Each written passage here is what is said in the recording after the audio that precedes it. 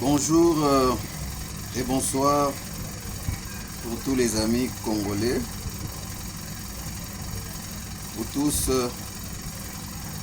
nous vous souhaitons meilleures vœux, bonne fête et nouvelle année. Bientôt, dans 3 jours, ce sera le 1er janvier 2026.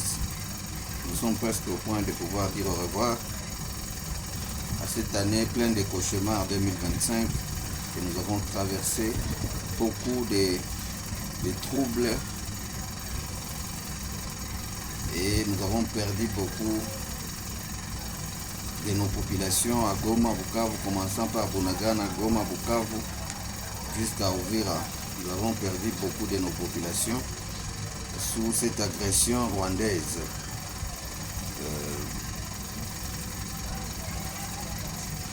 Plus rien ne restera comme avant.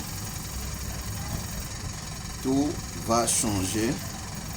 Le Congo va retrouver sa paix, son intégrité territoriale et la sécurité et la justice. Tout doit être en marche. Nous sommes en train d'encourager notre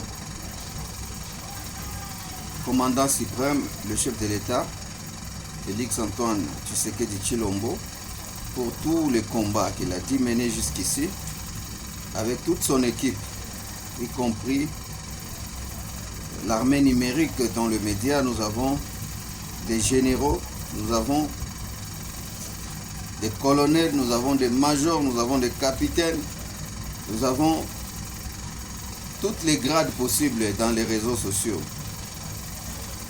Les gens ont eu l'amalgame de la lecture du temps pour prendre 2025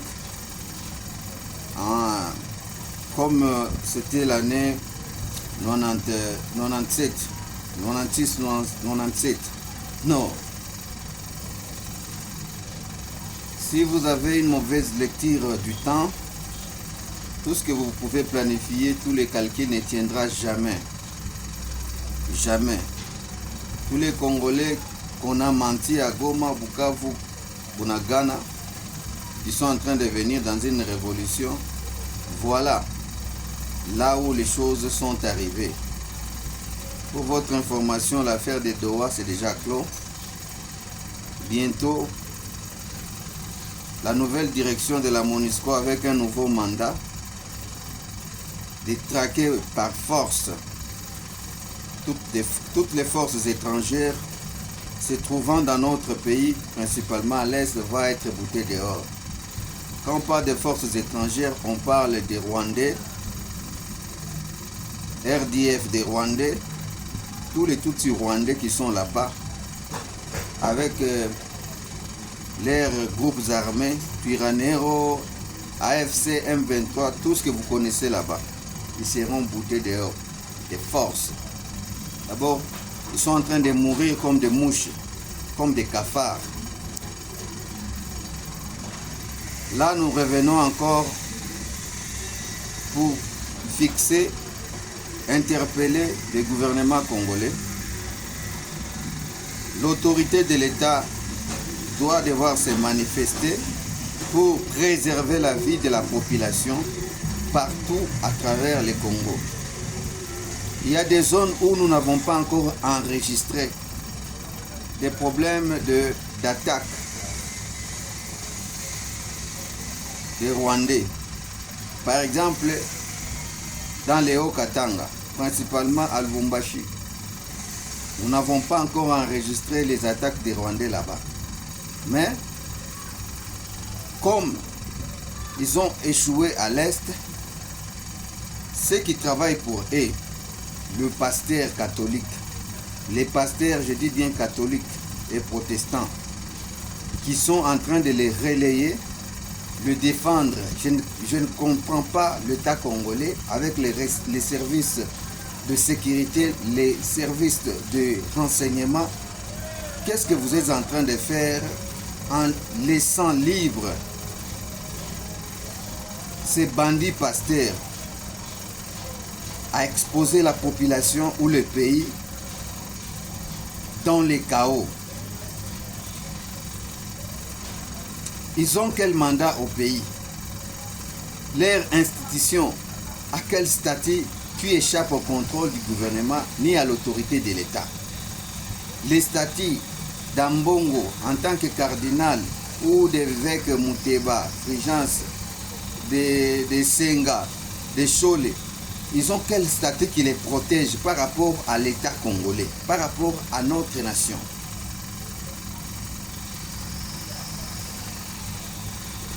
Dans la mesure où ils sont en train de tenir des propos incendiaires, ils sont en train de fragiliser les efforts de l'État pour la paix dans notre pays.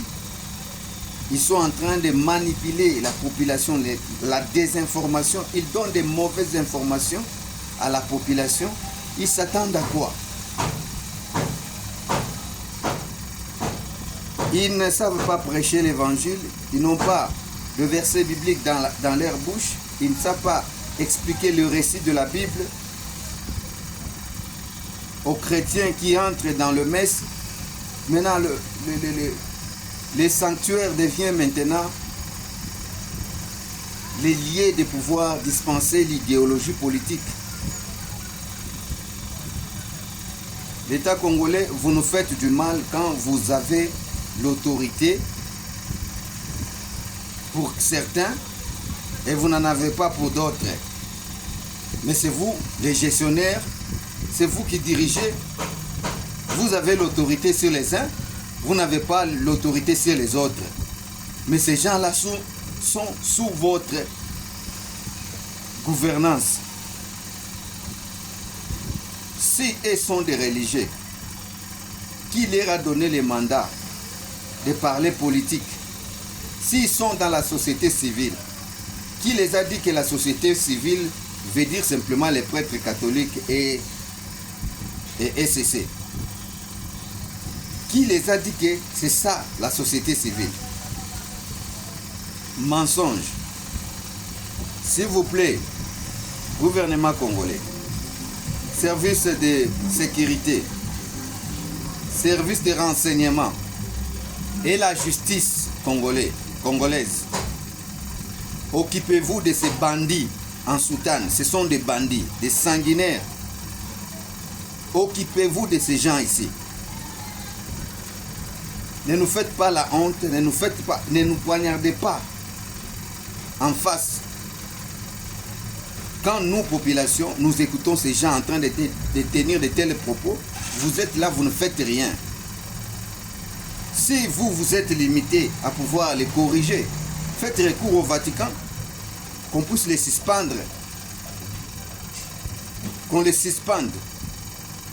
Qu'est-ce qui vous empêche de pouvoir faire un voyage, vraiment un voyage officiel, parler tête à tête avec les papes qui les gèrent? Non. Nous, on ne supporte pas ça. Cher président de la République, Madame la Première ministre, le Parlement, le Sénat, nous vous interpellons.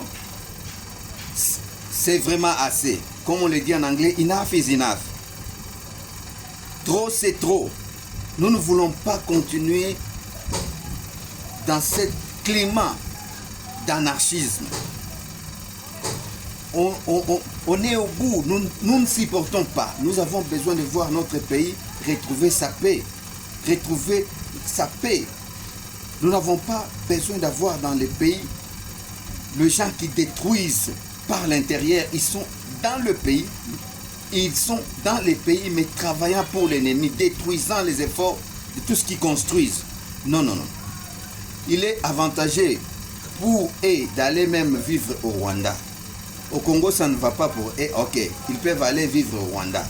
Ils peuvent aller vivre au Kenya. Cher président, si par rapport aux clauses que vous avez avec le Vatican, vous ne pouvez pas les toucher, allez-y au Vatican. Allez-y faire la diplomatie avec le pape qui est là pour lui dire qu'il te sort ces vaillous, ces bandits ici, qu'ils quittent le Congo, qu'on mette d'autres gens. Merci. C'est ça ma prière et ma demande pour toute la nation. Nous ne voulons pas de ces gens dans les pays.